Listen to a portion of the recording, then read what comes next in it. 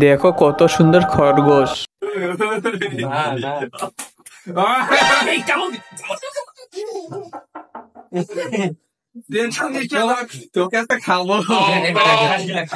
Guys আজকে আমরা খরগোশ পার্টি করব। তো দেখাই পাচ্ছ আমাদের চুলে আগুন দেওয়া হইলো। দেখো কত দপ দপ করে আগুন জ্বলছে।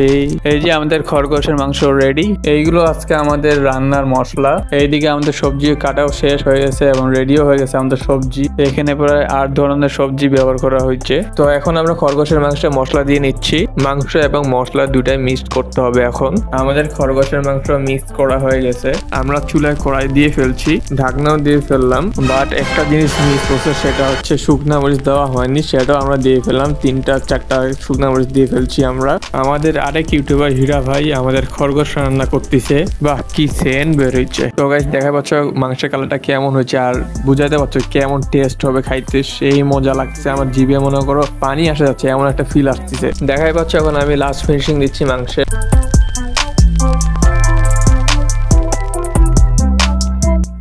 এখন মাংসটাকে আলাদা কড়াইতে চড়াই নিচ্ছি, কারণ আরেকটা সবজি রান্না করতে হবে এই কড়াইতে। তাই আমরা আরেকটা কড়াইতে আমরা এই মাংসটাকে উঠে নিলাম। এখন সবজিতে কাঁচামরিচ দেওয়া হচ্ছে আর এই টমেটোটা সবার লাস্টে দিব আমরা। এখন সবজিগুলোকে ভালো করে নাড়তে হবে যাতে সব ধরনের মশলা সবজিগুলোর সাথে মিক্সড হয়ে যায় ভালো করে। তো এখন আমরা চুলাতে দিয়ে ফেলছি সবজি। আমাদের সবজি রান্না শেষ দিকে, তাই আমরা এখন টমেটোটাকে দিয়ে দিলাম। সো গাইস আমাদের রান্নাটা অনেক মজার হয়েছে। যদি ভিডিওটা ভালো লাগে তাহলে লাইক করো, শেয়ার করো। দেখা হচ্ছে আবার অন্য কোনো ভিডিও নিয়ে। Tata, bye bye.